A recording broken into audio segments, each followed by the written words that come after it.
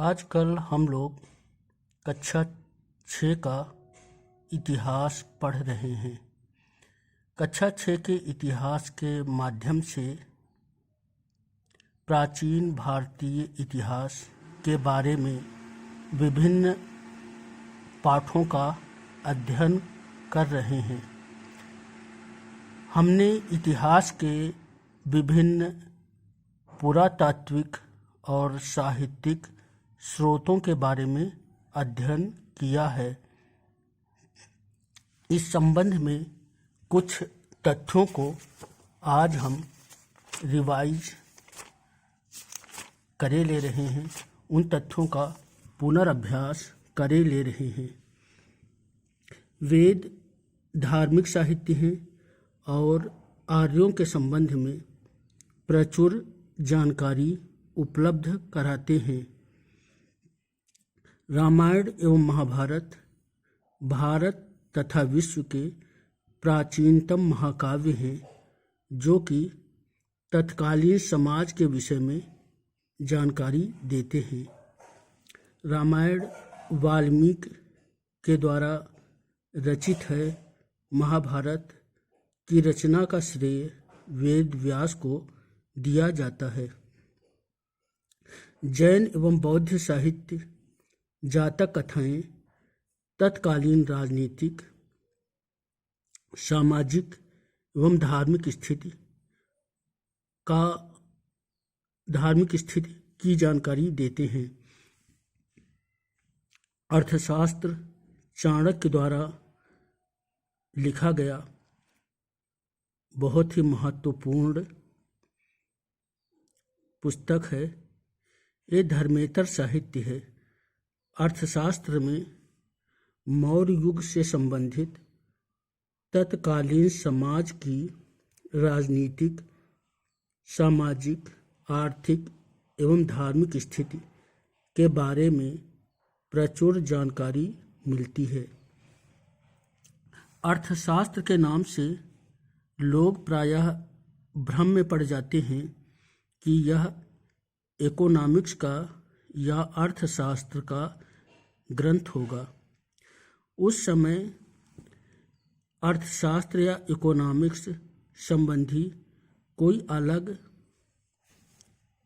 ज्ञान की शाखा नहीं थी, वरन ये मानविकी के जो विषय हैं ये आपस में मिलते थे। तो अर्थशास्त्र में यद्यपि मौर्य युगीन आर्थिक परिस्थितियों का भी वर्णन है, परंतु यह आजकल की भांति इकोनॉमिक्स का ग्रंथ नहीं है, वरन तत्कालीन समाज की राजनीतिक अवस्था का अधिक वर्णन इसमें मिलता है। राजतरंगिणी कल्हड़ की सुप्रसिद्ध रचना है, जो कश्मीर के इतिहास के विषय में जानकारी प्रदान करती है। इंडिका मेगास्थनीज की रचना है। अब यह टुकड़ों में यानी फ्रेगमेंटेड अवस्था में मिलती है। मेगास्थनीज चंद्रगुप्त मौर्य के दरबार में सेल्यूकस के द्वारा नियुक्त राजदूत था, यानी यूनानी राजदूत था। अतः चंद्रगुप्त मौर्य कालीन समाज की जानकारी इंडिका में प्रचुरता से मिलती है। फाहियान एवं फेनसांग दोनों चीनी यात्री थे।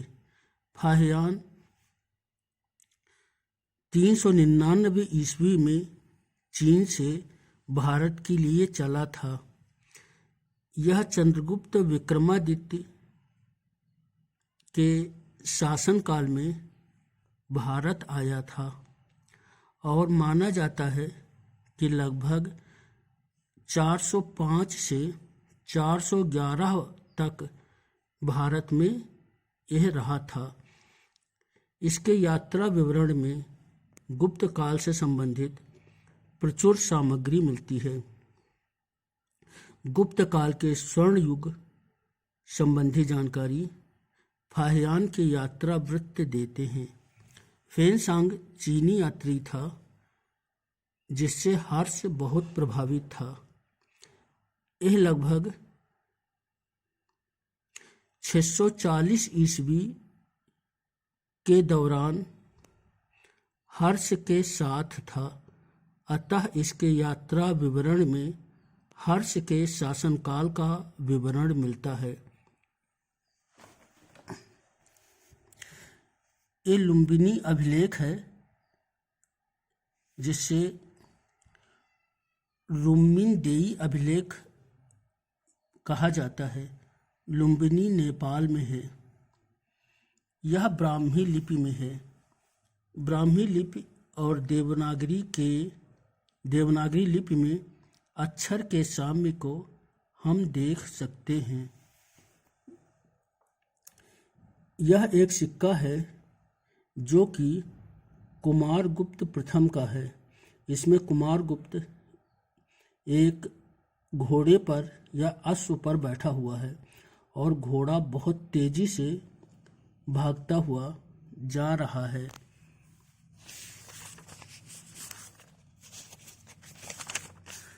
कुछ प्रश्न हैं, जैसे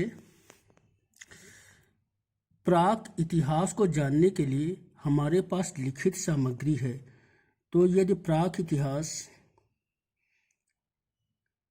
पाषाण काल की ओर जाता है तो उस समय लिपि का विकास नहीं हुआ था। यहाँ तक कि सैंधव सभ्यता में जो लिपि मिलती है वह पढ़ी नहीं जा सकती है। तो प्राक इतिहास जानने के लिए हमारे पास लिखित सामग्री है, यह शुद्ध नहीं है। प्राचीन मानव ताम्रपत्रों पर नहीं लिखता था। ताम्रपत्र मिले हैं, और यदि प्राचीन मानव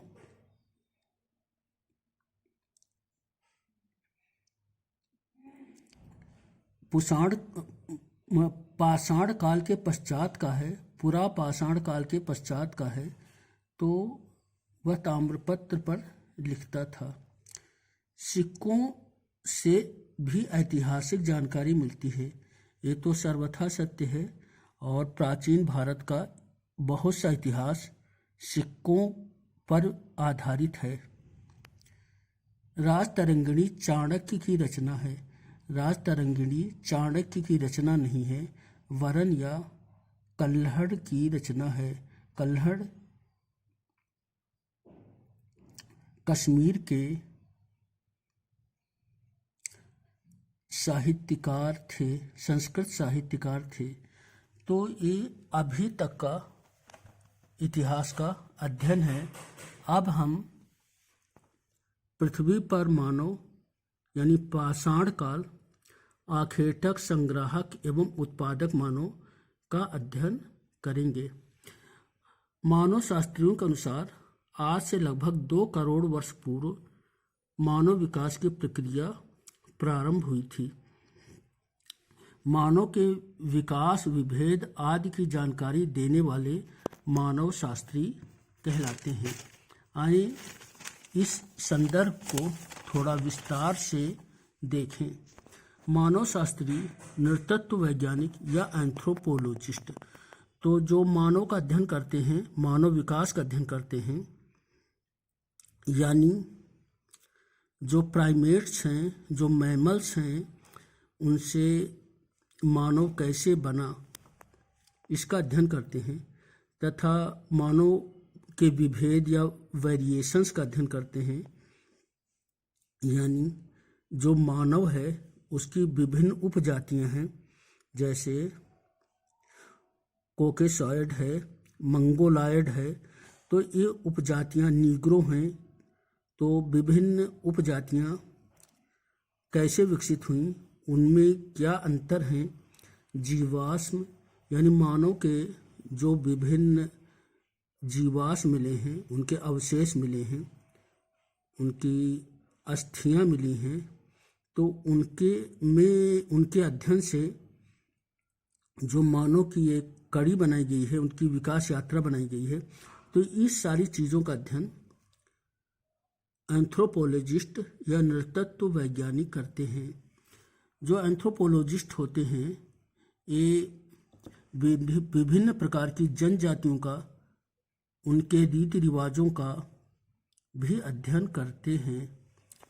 मानव का विकास लगभग 1.5 से 2 करोड़ वर्ष पूर्व हुआ था।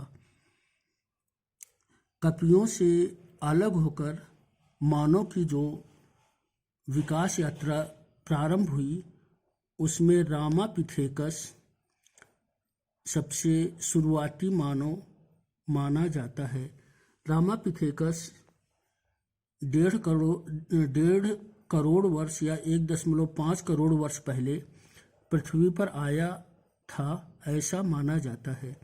रामापिथेकस से ऑस्ट्रेलोपिथेकस, फिर उससे होमो हैबिलिस मानव विकसित हुआ। होमो हैबिलिस टूल मेकर मानव था। वर्तमान मानव का नाम होमो सेपियंस सेपियंस है, यानी होमो हैबिलिस में सबसे पहले होमो शब्द आ जाता है। होमो हैबिलिस से जावा एप मानव यानी होमो इरेक्टस का विकास हुआ। होमो इरेक्टस से निएंडरथल मानव और उसके पश्चात क्रोमैग्नोन मानव विकसित हुए। निएंडरथल मानव होमो सेपियंस है, क्रोमैग्नोन मानव भी होमो सेपियंस है। क्रोमैग्नोन मानव 35 से 50 हजार वर्ष पूर्व विकसित हुए। क्रोमैग्नोन तथा निएंडरथल से वर्तमान मानव या होमो सेपियंस सेपियंस विकसित हुए। होमो सेपियंस सेपियंस यानी वर्तमान मानव लगभग 10,000 वर्ष पूर्व विकसित हुआ। यानी हमारी जो वर्तमान यात्रा है ये 10,000 वर्ष पूर्व प्रारंभ होती है। उसके बाद मानव का सांस्कृतिक विकास हुआ है। इस सांस्कृतिक विकास को ही इतिहास कहते हैं। इसको कई कालखंडों में बांटा जाता है, जैसे पाषाण काल, स्टोन एज, और इस स्टोन एज को पूर्व पाषाण काल या पूरा पाषाण काल, पैलियोलिथिक और ओल्ड स्टोन एज, मध्य पाषाण काल, मीजोलिथिक एज, नवपाषाण काल, नियोलिथिक और न्यू स्टोन एज आदि में बांटा जाता है। नवपाषाण काल इसलिए भी महत्वपूर्ण है क्योंकि कृषि व सभ्यता नवपाषाण काल में प्रारंभ हुई। अब जो मानव विकसित हुआ, जो अन्य प्राइमेट्स से या अन्य मैमल से मानव विकसित हुआ, तो उनमें कौन से परिवर्तन आ गए जिससे कपि से मानव की विकास यात्रा प्रारंभ हुई। तो इसमें पहला महत्वपूर्ण परिवर्तन था एक सीधी खड़ी भंगिमा, यानी मानव खड़े होकर सीधे चलता था। अब इसमें एक और महत्वपूर्ण चीज होती है कि द्विपदीय गमन या बाईपेडल लोकोमोशन, यानी मानव में सीधी खड़ी भंगिमा, इरेक्ट पोस्चर और द्विपदचारी गमन, बाईपेडल लोकोमोशन का गुण आ गया।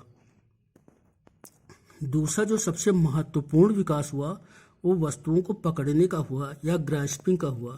इससे जो दोनों पैर थे उनका काम और दोनों हाथों का काम अलग अलग हो गया।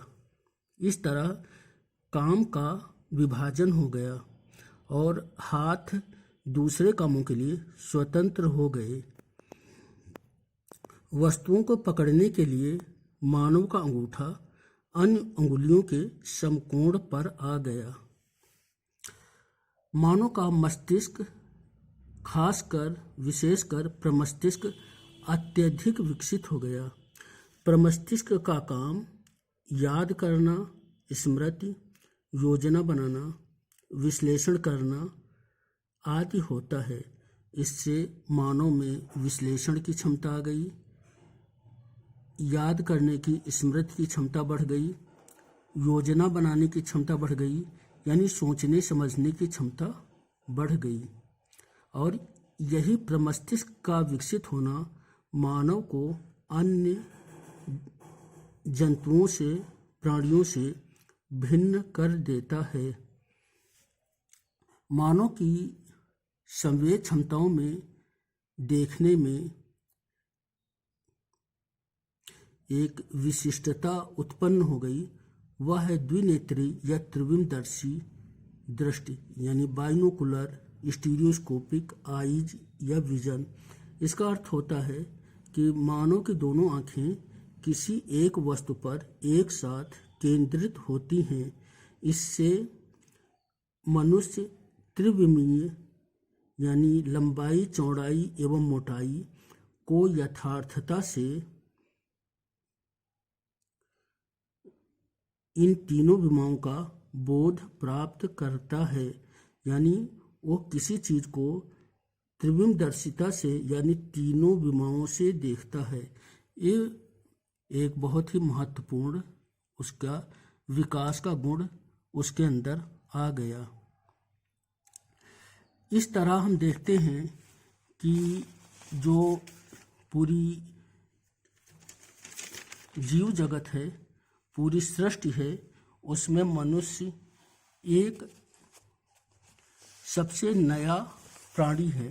अब आप ये देखें कि ये पूरी एक जैव विकासीय घड़ी है, यानी पूरे जीवों के विकसित होने का समय यदि 24 घंटे मान लिया जाए, विकसित होने का समय यानी पृथ्वी पर जीवन के उत्पन्न होने को 24 घंटे की एक घड़ी में दिखाया गया है। अब इस घड़ी में हम देखते हैं तो मनुष्य कितने समय पहले आया है। देखिए, modern man appears about 2 seconds before midnight, यानी आदमी के आए हुए केवल 2 सेकंड हुए हैं। Modern man appears about 2 seconds before midnight. तो यदि अन्य जंतु कोई 23 घंटे पहले आया है, कोई 22 घंटे पहले आया हो गया है, किसी को आए हुए 20 घंटे हो गए हैं, लेकिन आदमी के आए हुए 2 सेकंड हुए हैं। और ये 2 सेकंड पहले आया हुआ जंतु इस सुंदर पृथ्वी, ये हमारा जो उपग्रह है, ये जो नीला उपग्रह है पृथ्वी है, ये जो ग्रीन प्लेनेट है, इस प्लेनेट के लिए एक अभिशाप बनता जा रहा है। Global warming, greenhouse effect, consumer culture, use and throw का कल्चर, ये सारी चीज़ें इस पृथ्वी के जैव विविधता को नष्ट कर रही हैं। इस तरह हमें सोचना चाहिए कि अभी जबकि हम 2 सेकंड पहले आए हुए हैं, उन जीवों को जो कि इस पृथ्वी पर हमसे बहुत पहले से रह रहे हैं, उनको हम नष्ट क्यों कर रहे हैं? उनका भी उतना ही अधिकार है जितना कि हमारा है। इतिहास को पढ़ने से यही हमें लाभ प्राप्त होता है। अगले कुछ दिनों में हम इतिहास के नए पन्नों को पढ़ेंगे। इसके पहले हम विभिन्न पाषाण कालों को देखेंगे और उसके पश्चात हम सिंधु घाटी की सभ्यताएं यानी मुख्य इतिहास पर आ जाएंगे। धन्यवाद। Thank you.